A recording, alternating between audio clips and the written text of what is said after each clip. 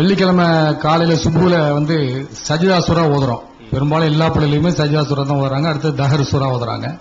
இந்த சஜிதா சூரா வரும்போது ஹர்ரு சுஜதன் வரும்போது நீங்க ஏன் சஜிதா செய்ய மாட்டீர்கள்? எல்லா பள்ளியிலும் நாங்கள் சஜிதா செய்கிறோமே, ஏன் நீங்கள் சஜிதா என்று குறிப்பிட்டிருக்க அந்த பர்டிகுலரா அந்த சஜிதா செய்யாதன்னு காரணம் என்ன என்று பெரும்பகுதியான மக்கள் கேட்கிறார்கள். இது நல்ல விளக்கம் தரும். அஸ்ஸலாமு அலைக்கும். திருமறை குர்ஆனுடைய இந்த சஜிதாவுடைய வசனங்கள் மொத்தம் 4 இடங்கள்ல ஆதாரபூர்வமான ஹதீஸ்கள் இருக்கு. 14 இடங்கள் என்று வரக்கூடியது ஆதாரபூர்வமான செய்தி இல்ல, பலகீனமான செய்தி.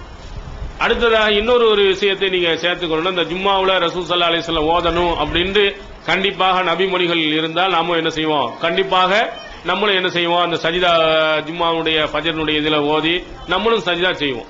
நபிமொழியில் ஆதாரபூர்வமான செய்திகள் நமக்கு காட்டினார்களே, ஆனால் முதல்ல நடைமுறைப்படுத்துவது நாம் தான். அதனால தான் நம்மளை ஏசினாலும் திட்டினாலும் விரலசைக்கிறது ஹதீஸ்ல இருக்கிறதுனால அதை நம்ம செய்யறோம். சில விஷயங்களை நாம செய்ய மறுக்கிறோம். என்ன காரணம் சொன்னா நபிமொழிகளில் இல்ல, அல்லது நபிமொழிகளில் இருக்கிறது என்று சொன்னால் அது ஆதாரபூர்வமான செய்திகளாக இல்லை. அந்த மாதிரி இருந்தால் நம்ம என்ன செய்வதில்லை? இதை போன்ற செய்திகளை செய்வதில்லை. அடுத்ததாக பொதுவாக ஒரு விஷயத்தை நீங்கள் செஞ்சுக்கிறணும். ரசூலுல்லாஹி ஸல்லல்லாஹு அலைஹி வஸல்லம் குர்ஆனுடைய சஜிதாவுடைய அந்த அத்தியாயம் இருக்க, அதை ரசூல் ஸல்லல்லாஹு அலைஹி வஸல்லம் அவர்கள் சில நேரங்களில் ஓதும்போது சஜிதாவும் செய்திருக்கிறார்கள், சஜிதா செய்யாமலும் இருந்திருக்கிறாங்க. ரெண்டுக்கும் ஆதாரம் இருக்கு. சஹீஹ் புகாரில் பதிவு செய்யப்பட்டிருக்கிறது.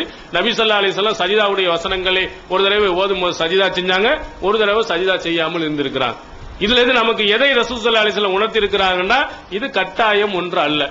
கண்டிப்பாக இருக்கக்கூடிய சஜிதாவுடைய வசனங்களில் கூட ரசூல் ஸல்லல்லாஹு அலைஹி வஸல்லம் அவர்கள் செய்யவும் செஞ்சிருக்கிறாங்க, செய்யாமலும் இருந்திருக்கிறாங்க. ஆனால் நாம் விரும்பினோம் என்று சொன்னால் நம்ம என்ன செய்யலாம்? சஜிதா செய்யலாம் ஓதும் பொழுது. இல்லை என்று சொன்னால் சஜிதா செய்யாமலும் இருக்கலாம். எதுக்கு நான் சொல்றேன்? இது ஆதாரபூர்வமான செய்திகளாக இருந்தாலும் அதுல கண்டிப்பாக செய்ய வேண்டும் என்று ரசூல் ஸல்லல்லாஹு அலைஹி வஸல்லம் சொல்லல. அப்படி ரசூல் ஸல்லல்லாஹு அலைஹி வஸல்லம் ஒன்றை கண்டிப்பாக இல்லை என்று சொன்னாத ஒன்றை நம்ம கண்டிப்பா செய்ய வேண்டும் என்று என்ன செய்யக்கூடாது? சொல்லக்கூடாது. அதனால ஆதாரபூர்வமான செய்திகளாக இருந்தாலும் கூட விரும்பினால் ஒருவர் செய்யலாம், விரும்பினால் ஒருவர் செய்யாமலும் இருக்கலாம். அதனால யாரையும் என்ன செய்ய முடியாது? கட்டாயப்படுத்த முடியாது.